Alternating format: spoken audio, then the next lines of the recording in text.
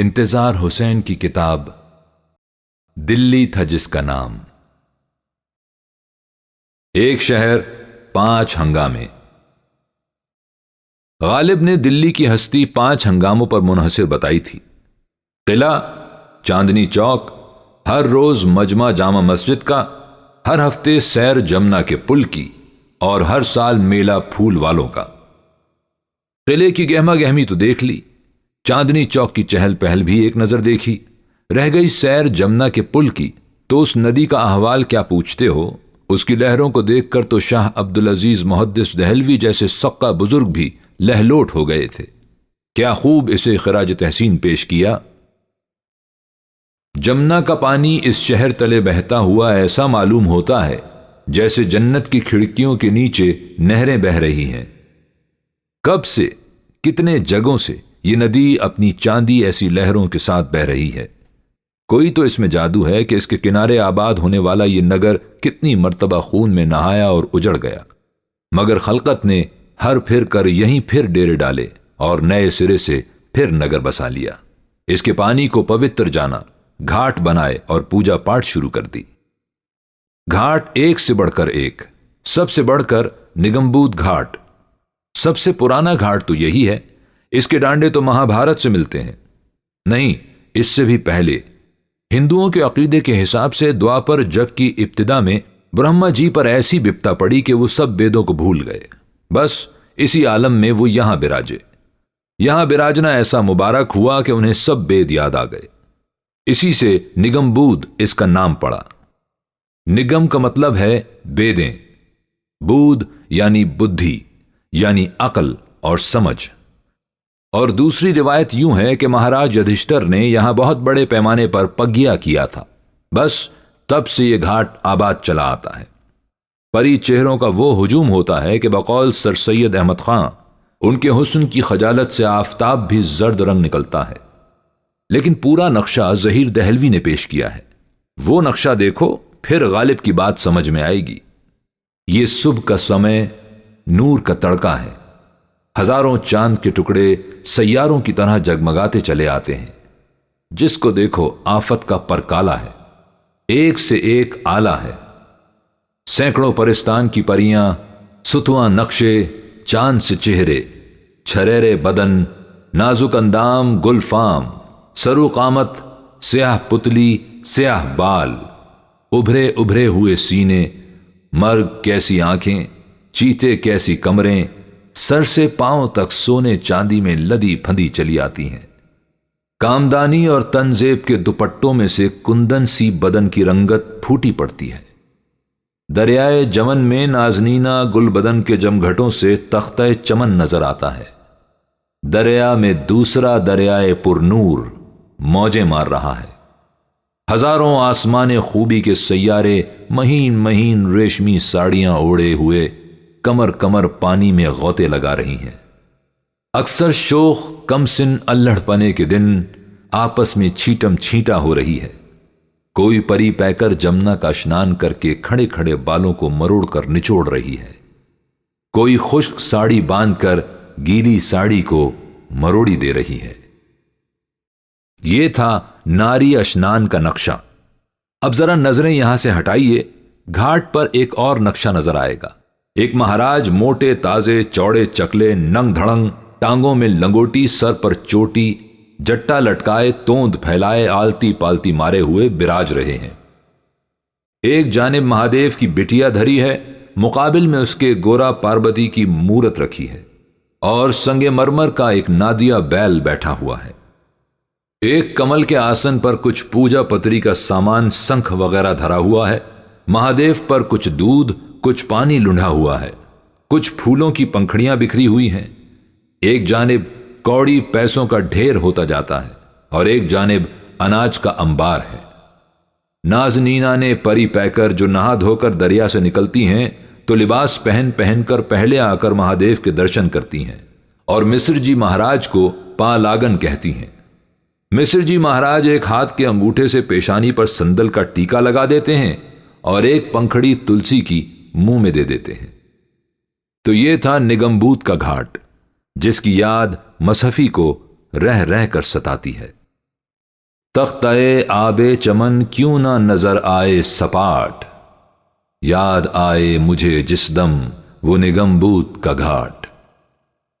وہ صبح کا سمے تھا اور نگمبود کا گھاٹ تھا۔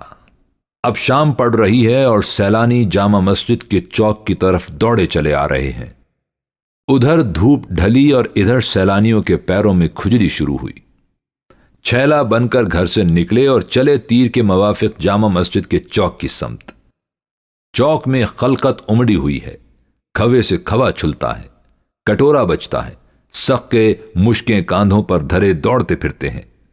میاں آب حیات پلاؤں، شہزادوں کے نام کی سبیل ہے۔ گہما گہمی چاندنی چوک میں بھی بہت تھی، مگر یہ گہما گہمی اور رنگ کی ہے۔ چاندنی چوک تو بازار ہوا، سب بازاروں سے بڑھ کر بازار۔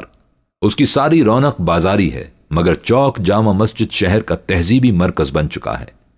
کیا خوب مسجد ہے، اندر رکوع سجود کی گہما گہمی، قد قامت الصلاۃ کا شور، باہر سیڑھیوں پر چھیلوں بانکوں کی پھڑیں جمی ہوئی ہیں، رنگا رنگ شربت، فالودہ، قلفی، سیخ کباب، حلیم، چٹوروں کے لیے یہاں ہر طرح کا ذائقہ موجود ہے۔ کبوتروں کے رسیا کبوتروں کا اور لال پدڑی کے شوقین لال پدڑی کا سودا کرتے نظر آتے ہیں۔ داستان گو نے داستان کی محفل سجا رکھی ہے۔ اس سے ہٹ کر شعر و شاعری کے رسیاؤں نے اپنی بزم آراستہ کر رکھی ہے۔ چکن کے انگرکھے پہنے عطر میں بسے بیٹھے ہیں۔ جو شعر اچھا پڑھا گیا اس پر پھڑک اٹھے اور شاعر پر داد کے ڈونگرے برسا دیے۔ مگر خالی انگرکھے پر مت جائیے، پوری سج دھج دیکھیے۔ وہ کچھ اس رنگ سے تھی کہ بر میں انگرکھا، سر پہ ٹوپی، کوئی چوگوشیا، کوئی پنجگوشیا، کوئی گول، مگر زیادہ تر دو پلڑی، ٹانگوں میں پاجامہ، کوئی ڈھیلا ایک برا، کوئی تنگ موری والا، اور نیک پاک بزرگ ہوئے تو ٹخنوں سے اونچا۔ یہ شرعی پاجامہ ہوا، مگر انگرکھا ہر بر میں ایک طرح کا۔ ہاں، گھنڈی میں دائیں بائیں کا فرق نظر آئے گا۔ گھنڈی بائیں طرف ہو تو مسلمان، دائیں طرف ہو تو ہندو۔ مسلمان اور ہندو کی وضاقتہ میں بس اتنا ہی فرق تھا، باقی سارے رنگ ڈھنگ، بول چال، لب و لہجہ ایک طرح کا۔ اصل میں دلی کا ہندو اب وہ ہندو نہیں رہا تھا جو رائے پتھورا کے زمانے میں تھا۔ مسلمان بھی وہ مسلمان نہیں رہا تھا جو شہاب الدین غوری کے لشکر کے ساتھ آیا تھا۔ تب سے اب تک پلوں کے نیچے سے پانی بہت بہہ گیا تھا۔ تلوار جتنی چلنی تھی اس وقت چل چکی۔ اس کے بعد تو تاریخ کی نہج ہی بدل گئی۔ قصہ مختصر، دبی دبی آویزش، ساتھ میں بہت سی آمیزش، ارادتاً کم، غیر ارادی طور پر زیادہ۔ دونوں مذہب اپنی اپنی جگہ پر، مگر تہذیبی سطح پر فاصلہ کم ہوتا چلا گیا، قرب پیدا ہوتا چلا گیا۔ مگر مذہبی سطح پر بھی وہ پہلی والی غیرت کہاں رہی؟ مسلمانوں کے مذہبی تہواروں میں دیسی رنگ کتنا آ گیا تھا، بلکہ پورا ہجری کیلنڈر ہی دیسی رنگ میں رنگا گیا۔ ربیع الاول، ربیع الثانی اب کون کہتا تھا؟ مولوی ملا ہی کہتے ہوں گے۔ دلی کی عام خلقت کے حساب سے ماہ سفر اب 13 تیزی کا مہینہ تھا۔ ربیع الاول 12 وفات کا مہینہ کہلایا، ربیع الثانی میرا جی کا مہینہ، جمادی الاول مدار کا مہینہ، ذیقد خالی کا مہینہ، اور شعبان شبرات کا مہینہ۔ تو اس رنگ سے اس فضا میں رنگ گھل مل رہے تھے اور مختلف تہذیبی طور ایک نئی وحدت میں ڈھل رہے تھے۔ موسمی تہواروں اور میلوں ٹھیلوں کے متعلق تو پتہ ہی نہ چلتا تھا کہ یہ ہندوؤں کے ہیں یا مسلمانوں کے۔ باقی رہ گئے عید، بقرعید اور ہولی دیوالی، تو وہاں بھی اب یہ صورت تھی کہ ایک کی خوشی میں دوسرا شامل۔ اگر شامل نہ بھی ہو سکے تو ایک دوسرے کے مذہبی جذبات کا احترام بہرحال کیا جائے گا۔ سو مسجد کے آگے باجا نہیں بجے گا اور بقرعید پر قربانی اس انداز سے نہیں کی جائے گی کہ دوسروں کے جذبات مجروح ہوں اور فساد کی صورت پیدا ہو۔ ہولی کا رنگ مسلمان پہ پھینکا جائے گا تو وہ بھی بھڑکے گا نہیں، خوشی سے کھل جائے گا۔ لیجئے، شتر سوار جو چاند کی خبر لینے گیا تھا مبارک خیر لے کر واپس آ گیا ہے۔ اب یہ رات چاند رات ہے۔ توپیں دغنے لگیں، نوبت بجنے لگی۔ 29 کا چاند ہوا تو دلی والوں کے حساب سے یہ جوان عید ہے۔ 30 کا چاند ہوا تو بوڑھی عید کہلائے گی۔ بوڑھی ہو یا جوان، عید بہرحال عید ہے۔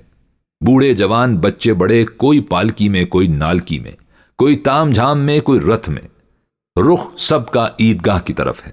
بادشاہ سلامت بھی ہاتھی پر سوار آن پہنچے، نماز پڑھی گئی، دھائیں دھائیں سلامی کی توپیں چلنے لگیں۔ یہ خوشی کا تہوار تھا۔ آگے بقرعید آئے گی اور اپنے رنگ کی خوشی اپنے ساتھ لائے گی۔ اس سے آگے غم کا تہوار ہے۔ کیا عوام کیا خواص، سب گھروں میں سوگ کا سما ہے۔ بچے امام کے فقیر بننے لگے ہیں۔ سبز کفنی گلے میں ڈالی، جھولی میں الائچی دانے، سونف اور خشخاش بھری اور چلے امام باڑے کی طرف۔ پیاسوں کے نام کی سبیلیں لگنے لگیں۔ اس رسم میں ہندو پیش پیش ہیں۔ غم کی اس تقریب میں بادشاہ کی شرکت بھی لازمی ہے۔ چھٹی محرم کو ان کے ہاتھ میں 2 مرصع ڈنڈے تھمائے جائیں گے، کمر میں چاندی کی زنجیر ڈالی جائے گی۔ 2 سید زادے زنجیر پکڑ کر بادشاہ کو کھینچیں گے، پھر یہ زنجیر بادشاہ کے گلے میں ڈالی جائے گی۔ 7ویں کو شاہی جلوس قلعے سے نکلے گا اور امام باڑے کی طرف چلے گا۔ آگے آگے شمع، مہندی اور ملیدے کے خوان، تاشے باجے، روشن چوکیاں، پیچھے پیچھے بادشاہ سلامت اور بیگمات۔ 8ویں کی شب بادشاہ سلامت حضرت عباس کا سقہ بنیں گے۔ مشک کاندھے پہ لاد کر بچوں کو بھر بھر کوزہ شربت پلائیں گے۔ عاشور کے دن قلعے میں الگ رسمیں ہوں گی، شہر میں الگ تعزیے اٹھیں گے۔ ہندوؤں کے جس محلے جس کوچے سے گزریں گے وہاں سبھی لگی ہوگی، شربت سے تواضع ہوگی۔ محرم کا مہینہ ختم ہوا تو 13 تیزی کا مہینہ آ گیا، اپنے ساتھ آخری 4 شمبہ کی تقریبات لایا۔ اگلا مہینہ 12 وفات کا، پہلی سے محفل میلاد کا سلسلہ شروع ہوا تو 12ویں تک چلا۔ 12ویں کی شب چراغاں ہوا، بادشاہ نے درگاہ میں حاضری دی، قوالیاں ہوئیں، مٹھائی تقسیم کی گئی۔ اس کے بعد میرا جی کا مہینہ، 11ویں کی دھوم دھام ہوئی، بانس کی کھپچیوں پر لال کاغذ منڈ کر بنگلہ بنایا گیا۔ اسے مہندی کہتے تھے۔ رات کو اسے روشن کیا گیا اور نیاز کا اہتمام ہوا۔ مختصر یہ کہ ہر مہینہ کسی نہ کسی تہوار کی خبر لے کر آتا تھا۔ ہر تہوار کی اپنی رسمیں تھیں اور ہر ایسے مبارک موقع پر بادشاہ کی شرکت بھی لازمی تھی۔ اور صرف مسلمانوں کے تہواروں کی تقاریب میں نہیں، ہندوؤں کے تہواروں میں بھی۔ سلونوں کے تہوار میں شرکت تو خیر اس حساب سے لازمی ہو گئی کہ رام جنی نام کی برہمنی نے جمنا کنارے عالمگیر ثانی کی لاش کو پہچان کر رات بھر اس کی نگہبانی کی تھی۔ شاہ عالم نے تخت پر بیٹھ کر اس احسان کا حق یوں ادا کیا کہ اسے اپنی بہن بنا لیا، اور جب رام جنی بادشاہ کی بہن بن گئی تو سلونوں کے دن بھائی کی کلائی میں راکھی باندھنا بھی لازمی آیا۔ لیجئے، سلونوں کے تہوار نے قلعہ معلیٰ میں راہ پالی۔ مگر دوسرے تہواروں میں بھی بادشاہ سلامت اسی گرم جوشی سے حصہ لیتے، ساتھ میں شہر کے جملہ مسلمان بھی۔ دسہرے کی دھوم دھام میں باقی مسلمان تو تماشائی کی حیثیت میں شامل ہوتے تھے، مگر قلعے میں تو دسہرے کی تقریب کا بطور خاص اہتمام ہوتا، خاص دربار منعقد ہوتا۔ بادشاہ سلامت نیل کنٹھ اڑانے کی رسم بجا لاتے، پھر باز اور لشکر ان کے سامنے پیش ہوتے۔ دن ڈھلے ہاتھیوں اور گھوڑوں کی قطاریں لگ جاتی، بادشاہ ان کا معائنہ کرتے۔ دیوالی کی شب سارا شہر دیوں کی روشنی میں جگمگ جگمگ کرتا، قلعے میں بھی چراغاں ہوتا، نوبت بجتی اور بادشاہ سلامت سونے چاندی میں تلتے۔ اور ہولی کا کیا پوچھتے ہو؟ ابیر اور گلال اتنا اڑتا کہ فضا ساری لال ہو جاتی۔ مٹکوں میں ڈھاک اور ٹیسو کے پھول پڑے ہیں، رنگین پانی سے پچکاریاں بھری ہیں، جو سامنے آیا اسے شرابور کر دیا۔ سارنگی، دف، مجیرے اور چنگ کی تال پر تانے اڑ رہی ہیں، ہولیاں گائی جا رہی ہیں۔ میں کیسے ہولی کھیلوں رے سانوریا کے سنگ۔ ڈھول ڈھمکوں کے ساتھ ٹولیاں نکلی ہوئی ہیں، ہر ٹولی بادشاہ سلامت کے جھروں کے تلے ضرور جائے گی۔ وہاں بادشاہ سلامت بیگمات اور شہزادیوں کے ساتھ ان ٹولیوں کا انتظار کر رہے ہیں۔ جو ٹولی وہاں جائے گی انعام پائے گی۔ اور بادشاہ سلامت خالی غزل کے شاعر تو نہیں تھے، گیت بھی لکھتے تھے۔ ہولی آئی تو گیت کی اس صنف میں جسے ہوری کہتے ہیں رواں ہو گئے۔ کیوں منہ پہ ماری رنگ کی پچکاری، دیکھو کنور جی دوں گی گاری، بھاج سکوں میں کیسے موسوں بھاجا نہیں جات، تھاڑے اب دیکھوں میں کون جو دن رات، شوخ رنگ ایسی ڈھیٹ لنگر سے کون کھیلے ہوری، مکھ بندے اور ہاتھ مرورے کر کے وہ برجوری۔ مگر ہولی تو بعد میں آئی تھی، اس سے پہلے بسنت پنچمی آتی تھی۔ ہندوؤں کے لیے بسنت پنچمی، مسلمانوں کے حساب سے بسنت میلہ۔ بسنت پالا اڑنت، تو یہ تو موسم کا تہوار ہوا، مگر ہندو روایت میں تو موسم بھی دیوی دیوتاؤں سے منسوب چلے آتے تھے۔ سو مندروں میں مورتی پر پھول چڑھائے جا رہے ہیں، سرسوں کے پھول، گیندے کے پھول، सरस्वती देवी की पूजा हो रही है। इधर कदमगाह शरीफ पर सरसों के फूलों के गड़वे चढ़ रहे हैं। गुलाब पाश से गुलाब, केवड़ा और बेद मुश्क छिड़का जा रहा है। कवालियां गाई जा रही हैं। दूसरे दिन मेला ख्वाजा बख्तियार काकी की दरगाह की तरफ ढल गया। वहां से मेला चिराग दिल्ली की तरफ चला। अगले दिन हजरत निजामुद्दीन औलिया के मजार पर जमघटा हुआ। ये उन्हीं का तो फैज था कि बसंत मेले को मुसलमानों में इतनी मकबूलियत हासिल हो गई। इससे अगले रोज बसंत के रसिया शाह हसन रसूल नुमा के मजार पर जमा हुए। उससे अगले दिन शाह तुर्कमान के मजार पर जमघटा हुआ। इस तरह 5 दिन गुजर गए। छठे दिन शहर के उमरा और मौज़िज़ीन ने दरबार में हाजिर होकर बादशाह सलामत की बसंत को मुबारकबाद दी। अब 7वें दिन की सुनो। एक बुजुर्ग हजरत अजीजी का मजार खराबातियों का मुरज्जा करार पाया था, तो 7वीं की शब खराबाती यहां जमा होते, नाव नोश, गाना बजाना, धम्मा चौकड़ी। इस तकरीब से पूरा शहर बसंती रंग में रंग जाता। क्या हिंदू क्या मुसलमान, सब बसंती पोशाकों में मलबूस नजर आते। दरगाहों पर बसंत के मेले हुए तो फिर वो बढ़ते ही चले गए। आज हरे भरे शाह की बसंत, कल हजरत सरमद शहीद की बसंत, फिर गवैयों ने अपने उस्तादों की बसंतें मनानी शुरू कर दी। बसंत पाला उड़ंत, जाड़ा पाला गया, अब गुलाबी जाड़े की बहार है। होली जली तो धूप में चटखी आ गई। आगे गर्मी का मौसम है। दिल्ली की गर्मियां इलाही तौबा। लोग बौलाए फिरते हैं। उमरा और रऊसा खस खानों में आराम करते हैं। गरीब चिल्लाता है, खस खाना ओ बर्फाब कहां से लाऊं। लू चलती है, बारिश आने का नाम नहीं लेती। आस पास बरसे, दिल्ली पड़ी तरसे। मगर ए लो वो बादल घिराए, छींटा पड़ा, सैलानियों के पैरों में खुजली शुरू हुई। तड़प कर घरों से निकले, टोलियां दौड़ी चली जा रही हैं। कोई हुमायूं के मकबरे, कोई अतखिले की समत, मगर ज्यादा टोलियों का रुख कुतुब साहब की तरफ है। वहां की अमरियों में जो बात है वो कहीं भी नहीं। असाड़ा गया, अब सावन की बहार है। छाजों पानी पड़ता है, मगर घटाओं का किसी तौर जी नहीं भरता। झड़ी लग गई और ऐसी लगी कि हफ्ता गुजर गया कि दिल्ली वालों ने दिन में सूरज और रात में तारे नहीं देखे। घरों में, बागों में जहां देखो झूले पड़े हैं, गीत गाए जा रहे हैं। नन्नी नन्नी बूंदियां रे सावन का मोरा झूलना, एक झूला डाला मैंने अंबुआ की डार पर। लंबी लंबी पींगे रे सावन का मोरा झूलना, छोटी मोटी सैया रे सावन का मोरा झूलना। एक झूला डाला मैंने सैया जी के बाग में, लंबी लंबी पींगे रे सावन का मोरा झूलना। कभी मूसलाधार बरस रहा है, कभी फुहार पड़ रही है। बस इसी में सावन गुजर गया। भादों आया, अपने साथ रंगारंग हंगामे लाया। एक हंगामा जन्म अष्टमी का, एक बहार रक्षा बंधन की। मगर ये मेले और ये हंगामे तो और जगह भी होते हैं। अब खास जहां आबाद के त्योहार की सुनो। जो गालिब ने दिल्ली की हस्ती 5 हंगामों पर मुनहसिर बताई थी, तो अब 5वें हंगामे का समान पहुंचा है।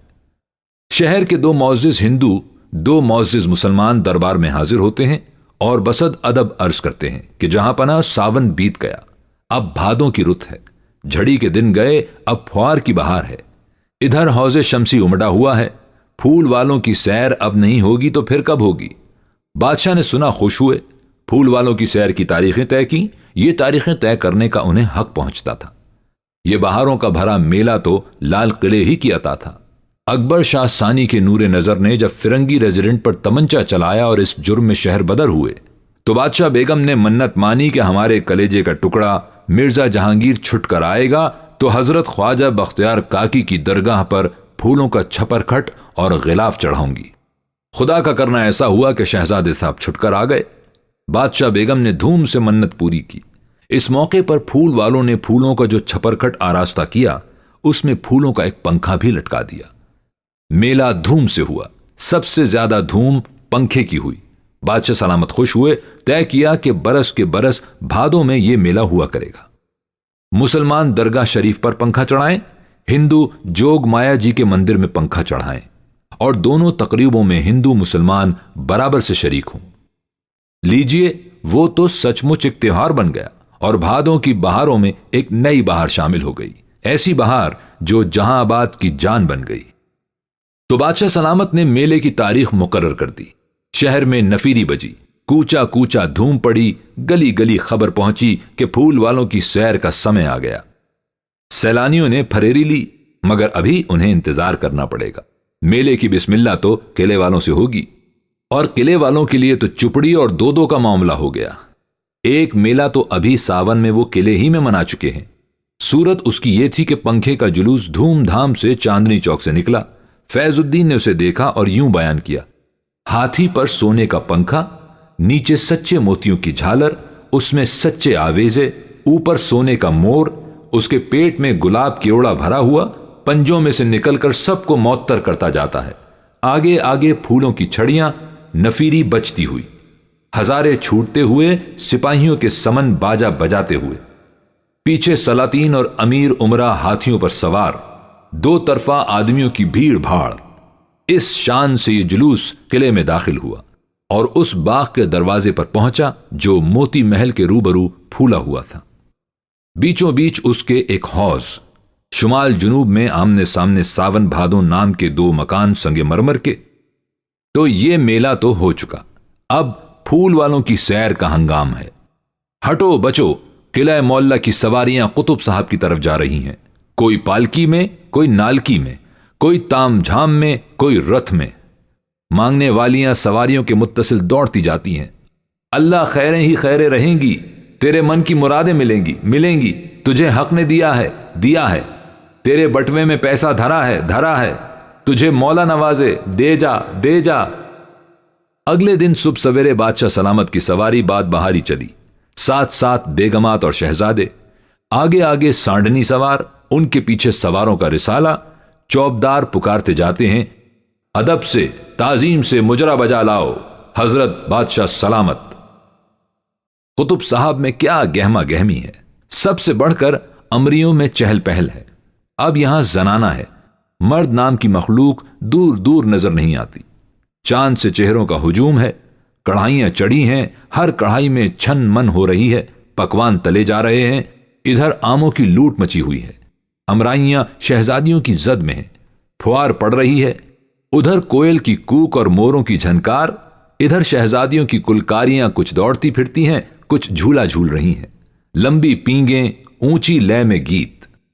جھولا کنڈارو رے امریاں، رین اندھیری تال کنارے، مرلا جھنکارے بادل کارے، برسن لاگی بوندن پھیاں پھیاں، جھولا کنڈارو رے امریاں۔ چار مل گئیاں بھول بھلائیاں، دو سکھی جھولیں دو ہی جھلائیں، بھولی بھولی ڈولیں شوق رنگ سیاں، جھولا کنڈارو رے امریاں۔ کچھ شہزادیاں ہڑدنگی بنی پھرتی ہیں، جھرنے پر جا کر پتھر سے پھسلتی ہیں اور کلکاریاں مارتی ہیں۔ حوض شمسی امڈا ہوا ہے، اشاروں سے انہیں بلا رہا ہے۔ اچانک جسولنی کی آواز آئی: خبردار ہو، بادشاہ سوار ہوئے۔ لیجئے، ساری ہنسی ٹھٹول، کلکاریاں، ہڑدنگا پن ختم۔ بادشاہ کی سواری کے ساتھ قلعے کی ساری بارات روانہ ہو گئی۔ اب شہر کی خلقت ڈھلنی شروع ہوتی ہے۔ ہزاری بازاری، رؤسا عمرہ، عوام اور خواص، امیر غریب، سب قطب صاحب کی طرف دوڑے چلے جا رہے ہیں۔ امیر عمرہ اپنی اپنی بگیوں میں، رنڈیاں اپنی سجی بنی رتھوں میں، ترچھے بانکے اپنے اپنے گھوڑوں پہ، غریب غربا ہیں کہ پیدل ہی دوڑے چلے جاتے ہیں۔ ایسے بھی ہیں کہ سر پہ گڑھا رکھا ہے اور پیدل بوندوں میں شرابور چلے جا رہے ہیں۔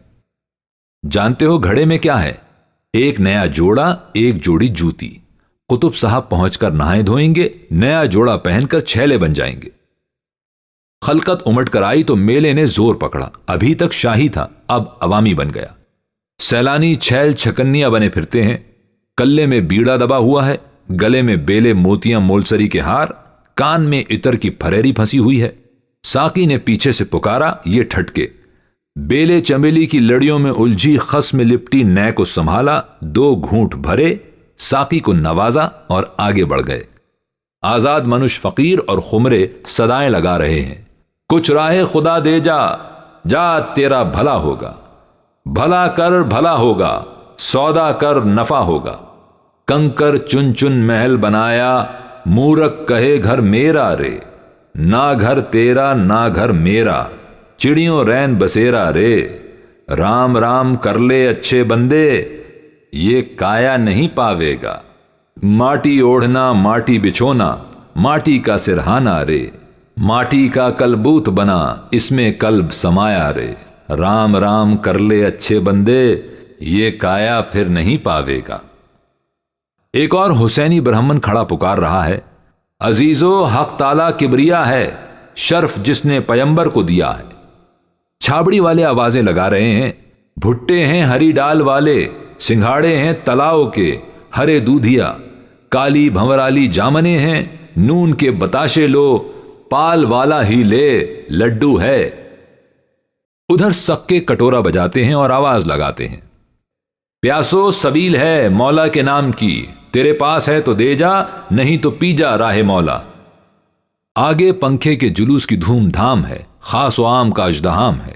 पोशाकें रंग रंग की, हिंदू मुसलमान की पहचान है तो बस इतनी कि उनके सर पे पगड़ी बंधी, इधर सर पे जाफरानी रंग का अमामा सजा है या चौगोशिया टोपी मंडी है। बाकी गलों में एक से गजरे, कलाइयों में फूलों की लड़ियां लिपटी हुई, खस के पंखे झलते हुए फुआर में भीगते हुए खुश खुश चल रहे हैं।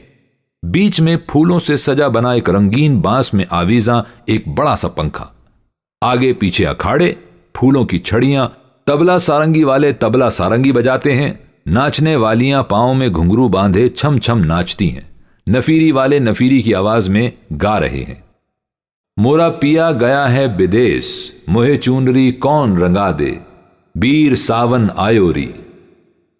इससे आगे सिपाहियों की कतार, मोर छल करते हुए नकीब चौबदार, थोड़ी थोड़ी देर बाद पुकार, साहिब आलम पना सलामत चले आते हैं। पंखा कुतुब साहब की दरगाह में चढ़ाया गया। रात भर तबला खड़कता रहा, ढोलक बजता रहा। सुबह होने पर यार लोग यहां से सौगातें लेकर रुखसत हुए। अगली शाम जोग माया मंदिर का पंखा उठा, वही धूमधाम खलकत का अजदहाम। झरने के करीब से नफीरी की आवाज बुलंद हुई, लीजिए पंखा उठने लगा है। झरने किनारे से उठा और चला जोग माया मंदिर की तरफ। रात का समय है, रंगारंग पन्नियों में मढ़ा हुआ पंखा हुंडों की रोशनियों में कैसा जगमग जगमग कर रहा है।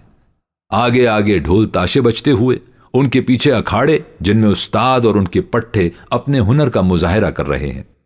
बांक, पट्टा, बनोट, क्या क्या इनके हुनर हैं। उनके पीछे नफीरी वाले, फिर कटोरे बजाते हुए सक्के, सबसे आखिर में पंखा। उसके साथ शहनाई बजाने वाले हैं कि मीठी धुन में शहनाई बजा रहे हैं। छज्जों और बाला खानों से लोग फूल बरसा रहे हैं। गुलाब केवड़ा छिड़का जा रहा है। रात गए जुलूस मंदिर में पहुंचा, प्रसाद बटा, हिंदू मुसलमान सब ने लिया और खुश खुश घर वापस हुए। लीजिए यहां फूल वालों की सैर तमाम हुई। दिल्ली का 5वां हंगामा खत्म हुआ। मगर मैं बाकी और महताब बाकी। कोई दिन जाते हैं कि किसी तकरीब से कोई नया हंगामा, कोई नया मेला बपा होगा।